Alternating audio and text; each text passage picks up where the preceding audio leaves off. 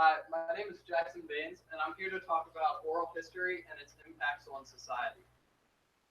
Ever since I was a little kid, history is something that's really interested me, and the way it impacts our lives throughout history. Like, when anyone who has ever lived has some experience where they can talk about it, like a historic event, like our first African American president. Children will ask us about that, and we'll say, yes, I was there for that. I saw the inauguration.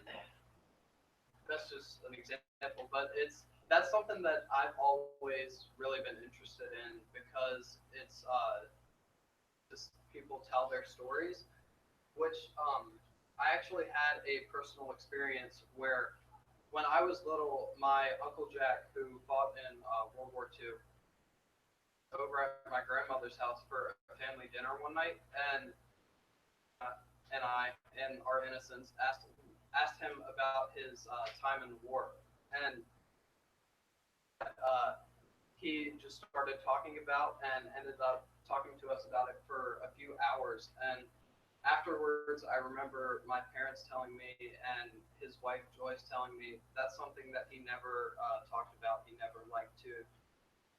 And I think it was just the fact that it was younger people who were interested in it and to share those experiences, which this is something I wanted to bring back with my project. Decided to look for veterans in Orange County where I could record their oral histories and record their stories in the military, whether they were in combat or not. My burning question that I started out with was, how does oral history positively impact us? Because I already knew how it impacted me, and I just wanted to know how it impacted everyone as a whole. To do this, I went to James Madison's Montpelier. Actually had a few people from Montpelier come in to talk to us about being our mentors or community service. And I met Elizabeth Ladner, who is the head of the research department at Montpelier. She does all the time, actually, is collect oral histories of Montpelier. What they were doing at the time when I went there was collecting oral histories of the workers. They were collecting African American oral histories from the workers there, and it was awesome because I actually got to read through those different transcriptions of the interviews, which are the and I got to learn the right kinds of questions to ask when I'm asking someone about something that they may not feel comfortable sharing, or if I should do a avenue, or if I should just stop and move on to a new topic. But she was my service and my internship. I really appreciated all the work that they taught me how to do, anywhere from transcribing an interview, because our different from the way that we would have to type it out. So actually, she wanted me to learn how to transcribe an interview myself and type it out. And I interviewed Mr. Cottrell here at the school, which some of you may know. He was in the Marine Corps. And I typed out his interview, which, just an example, he worked y'all a lot, and he has a very informal talks. So I had to learn how to type that out, and if I should type things the way they sound, or if fully as a word. And I realized that the way that we record these is the way someone says something, because someone, when they say it, they'll talk a certain way about it, and you want to be able to share it with everyone else the way that they share it. I ended up going to the American Legion on Veterans Day, and they had a Veterans Day event where they have all of the members of the chapter come in, and I got to do a presentation there and tell them what my project was, tell them that I wanted to interview local veterans about their experiences in the military. Up with a list of names at the end of the day, school that week, and called through the list, and that actually did want to talk or were just being nice while I was there.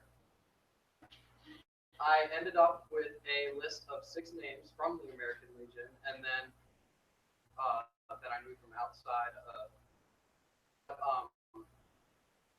I really loved the experience of being able to go and whether they,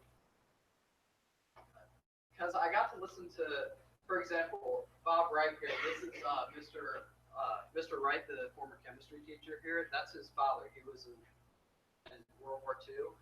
So I got to even interview a World War II veteran all the way up to an Iraq veteran. So the contrast there was just incredible to be able to look at. But I'm going to run through a few of these with you guys real quick and just tell you about them. I didn't have any pictures of him now, but he had plenty of pictures from when he was in the Navy. He was actually stationed in Pensacola, which some of you may know that's the training ground for Navy pilots. And when they have these planes and helicopters go through with the groups that are training with a certain group, they'll completely overhaul, take everything off of it and put it. So his job was to test fly the aircraft after they have replaced everything in it. So he had a few really cool stories of when things had gone wrong. But he really enjoyed to be able to share his story because he's someone who's lived in Orange County all his life. So that was just an example of someone who has deep roots in the county who I got to interview about their experiences. Who I talked about earlier, he took him a long time because my Boy Scout troop, actually, he's in charge of the charter for our troop. Meeting, I got to interview him about his experiences in World War II, and he has some crazy stories to tell you that some of the things that he experienced while he was there. And he actually, when he got out of the Navy and came back to the States, he was doing a project while he was in grad school, studying the invasion of Japan on what happened, and he saw his unit on the invasion plans with a red line through it. And he asked the man who worked at the place where he was looking at the records what that meant, and that meant that his unit had 100% casualties.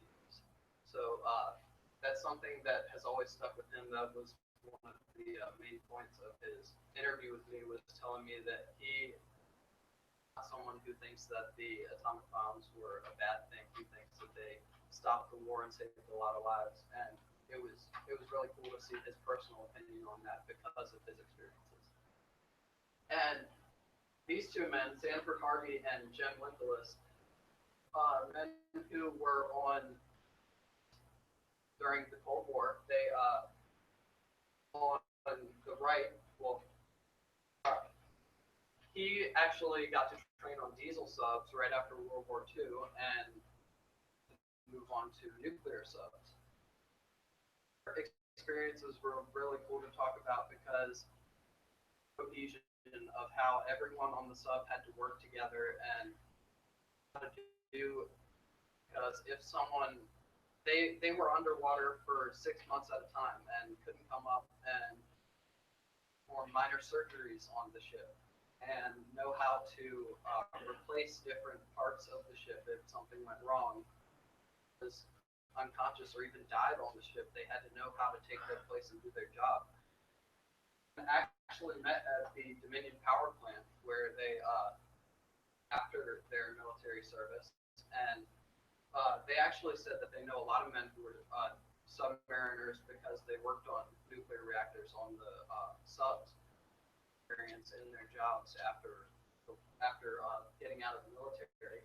So these two men have been, it was awesome to interview them because they're lifelong friends. I got to go and talk to them, and they just talk to each other about their different experiences all the time. I was leaving, they stood on the porch together and they were talking about what their plans were going to be for the week. And it was just really cool to see that camaraderie between two men who worked together but had the same experiences. But with all of this, my community service was to collect all of these interviews, and I made the Orange County Veterans Preservation website. I put these interviews on there for you to listen to. So if you look this up on Google, it's on there. You can listen to the interviews that I had with the. Some of them are a little bit quieter because a lot of them did talk quiet. Just yeah.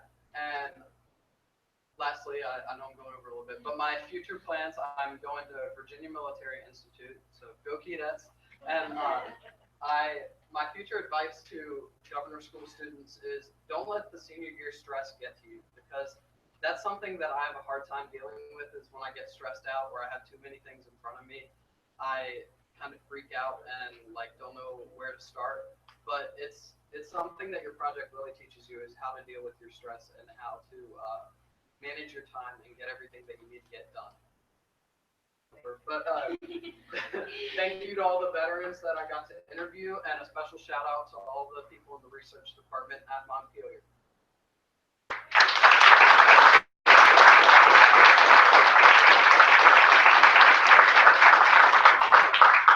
do you envision your website to be a holy resource or something that's